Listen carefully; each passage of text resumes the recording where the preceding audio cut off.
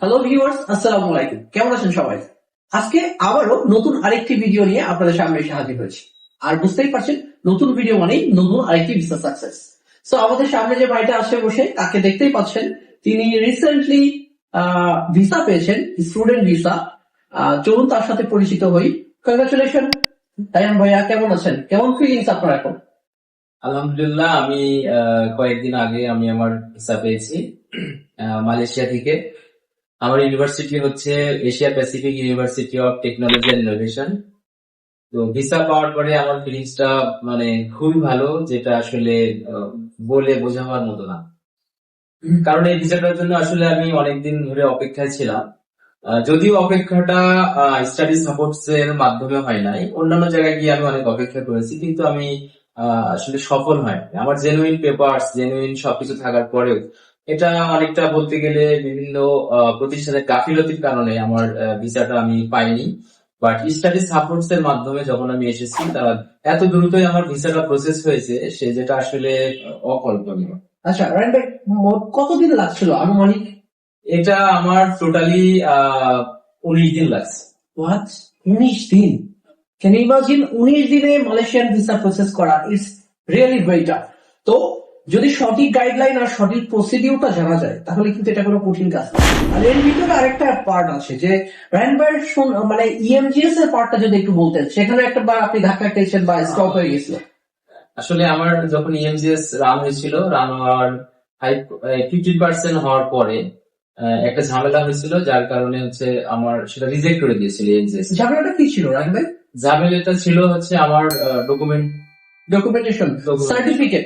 তার ইস্যুটা আমি যতটুকু জানি ছিল যে তার সার্টিফিকেট, ন্যাশনাল ইউনিভার্সিটি সার্টিফিকেটটা ভেরিফাই করা যাচ্ছিল না, মানে ওয়েবসাইটে সমস্যা দেখা যাচ্ছিল।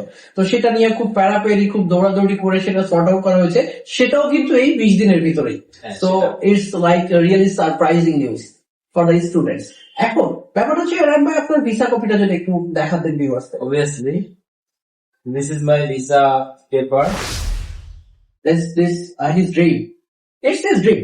He's trying to study abroad for a long time. Maybe in the first time he has tried for other countries. Finally, he has decided that Malaysia is best option for him because this country is very reputed for education and other facilities. তো run ভাই বলুন, আপনার জার্নিটা কেমন ছিল study supports এর সাথে? Study supports এর সাথে আমার জার্নিটা আসলে খুবই সুসংগঠিত ছিল।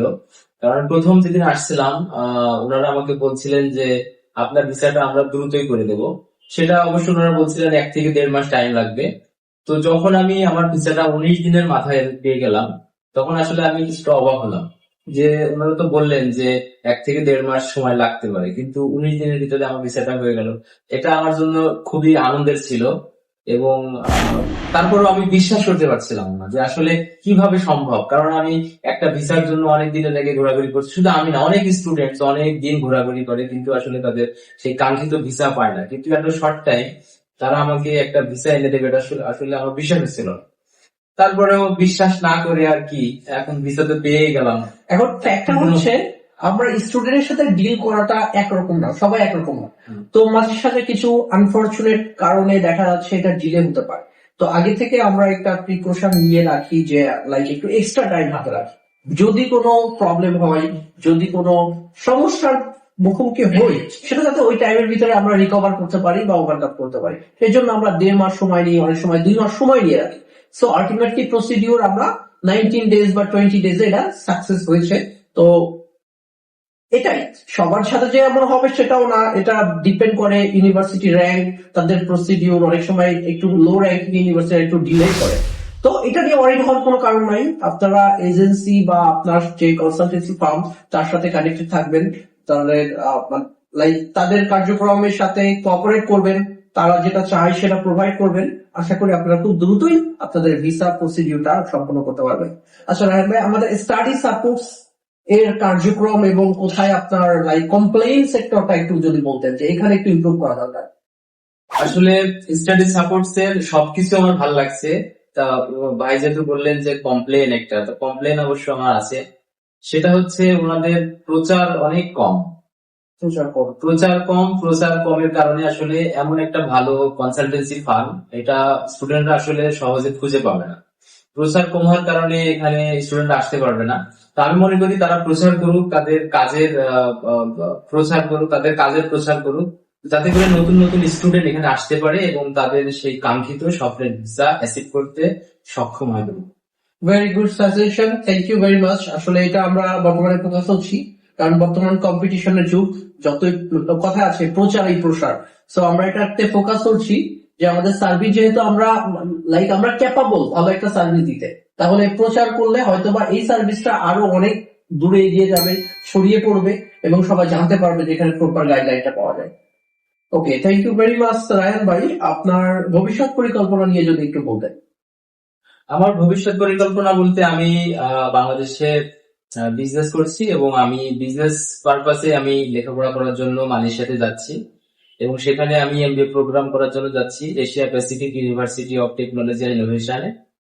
তো সেখান থেকে আমি মাস্টার্স শেষ করার পরে আমি বাংলাদেশে দ্রুত ফিরে আসবো এবং আমি আমার বিজনেস আরো ভালো করে আমি করতে চাই। ওকে, ভেরি গুড ডিসিশন। তো এই মুহূর্তে আরো একটা জিনিস জানতে চাই, রায়ন ভাই আপনার কি কোনো আইডিয়াস ছিল? আমার আইটিএস ছিল, আমার পাশাপাশি এমওআইটাও ছিল। ওকে, সো আপনার কম্বাইন্ড ভাবে অ্যাপ্লিকেশন করছেন, তো আপনার এটা কোনো প্রবলেম ছিল না। তো বলে রাখি, মালয়েশিয়াতে যারা পড়ালেখা করতে চান, যদি কারোর আইএলটিএস না থাকে, তারা এমওআই সার্টিফিকেট ইউজ করতে পারবেন, অথবা এমওআই অথবা আইএলটিএস কোনোটাই না থাকলে আপনারা ওইখানে একটা ইন্টেন্সিভ কোর্স আছে যেটা ল্যাঙ্গুয়েজ কোর্স, সেটা দিয়েও যেতে পারবেন। তো উইদাউট আইএলটিএস আপনি অ্যাপ্লাই করতে পারছেন। তো রায়ন ভাই, ফাইনালি আপনি দর্শকদের জন্য কিছু মেসেজ দিয়ে যান, যেহেতু আপনি খুব দ্রুতই আমাদের দেশ থেকে চলে যাচ্ছেন, স্টাডি পারপাস ফিরে আসবেন খুব তাড়াতাড়ি, তারপরেও কিছুদিনের জন্য একটু ব্রেক নিচ্ছেন বাংলাদেশ থেকে। তো দর্শকদের জন্য একটু যদি কোনো মেসেজ দিতে চান। আমি আসলে মেসেজ দিতে গেলে বলবো যে যারা স্টুডেন্ট, যাদের ইচ্ছা আছে যে বিদেশে গিয়ে লেখাপড়া করবে এবং বিদেশে গিয়ে লেখাপড়া করার যাদের ইচ্ছা আছে, তারা আসলে অনেক সময় বিভ্রান্তির ভিতরে থাকে যে কোন এজেন্সিতে যাব, কোথায় যাব, কি করব না করব। আমার অভিজ্ঞতার দৃষ্টিকোণ থেকে আমি বলবো যে হচ্ছে যারা যশোরে আছেন, বিশেষ করে যশোর, সারা বাংলাদেশের স্টুডেন্টরা এখানে আসতে পারেন, কিন্তু স্পেশালি যশোরে যে সমস্ত স্টুডেন্ট আছে তারা আমি বলবো আপনারা অন্য কোথাও চেষ্টা না করে আপনারা সরাসরি স্টাডি সাপোর্টস এ আসতে পারেন।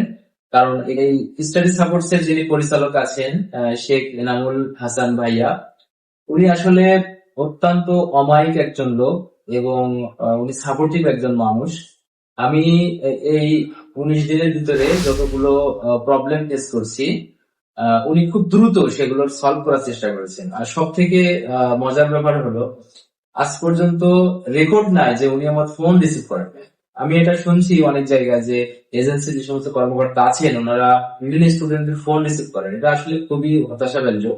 কিন্তু ভাইয়া আমার ফোন সবসময় রিসিভ করেছেন এবং সব থেকে মজার ব্যাপার হলো আমার ইএমজিএস এর যে পার্টটা ছিল সেখানে অনেকবার মেসেজ আসে যে কত পার্সেন্ট হচ্ছে, সেটা হচ্ছে আপনার আপডেট হয়।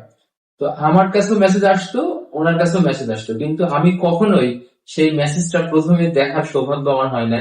ভাইয়া আমাকে সবসময় ইনফর্ম করেছে যে আপনার মেসেজ চলে আসছে, আসলে এটা খুব ভালো লাগছে। তাছাড়া এখানে শুধু ভাইয়া না, এখানে আরো যারা চাকরিরত অবস্থায় আছেন, এমপ্লয় আছেন, তারা খুবই অমায়িক এবং ফ্রেন্ডলি। তাদের সাথে কথা বললে আসলে ভালো লাগে। তো আসলে থ্যাংক ইউ রায় ভাই। আমরা আসলে আপনার যে কমপ্লিমেন্ট আমরা আসলে আশ্বস্ত, আশা করি আমরা আরো দূরে এগিয়ে যাব আর এই সার্ভিসটা অব্যাহত থাকবে ইনশাল্লাহ। তো সবাই আমাদের জন্য দোয়া করবেন, রায়হান ভাইয়ের জন্য দোয়া করবেন, তিনি চলে যাচ্ছেন, তার জন্য শুভকামনা রইল। তো রায়হান ভাই, এটা বলুন, স্টাডি সাপোর্টস কে আপনি কোনো সার্ভিস চার্জ বা কোনো ধরনের চার্জ দিয়েছেন কিনা? না, আমি আসলে মালয়েশিয়া যাওয়ার জন্য তাদেরকে কোনো রকম সার্ভিস চার্জ বা কোনো তাদের অর্থ আমি সরাসরি কোনো প্রকার অর্থই আমি তাদেরকে সরাসরি দেইনি। আমাকে শুধুমাত্র ইএমজিএস ফিটাই পেমেন্ট করা লাগছে, আর কিছু লাগে না। ওকে, সো ভিউয়ার্স, আসলে বিষয়টা হচ্ছে মালয়েশিয়ার জন্য কোনো সার্ভিস চার্জ আমাদের নাই, আর বিফোর ভিসা আফটার ভিসা কোনো সার্ভিস চার্জ নাই, কোনো কস্টিং দেওয়া লাগছে না, টোটালি ফ্রি অফ কস্ট আপনারা আমাদের দ্বারা মালয়েশিয়ান স্টুডেন্ট ভিসা প্রসেস করে নিতে পারছেন। তো আজকে আর এই ভিডিওটা দীর্ঘায়িত করছি না, খুব দ্রুতই আবারও দেখা হবে নতুন কোনো ভিডিও নিয়ে। সেই পর্যন্ত সবাই ভালো থাকুন, আল্লাহ হাফেজ।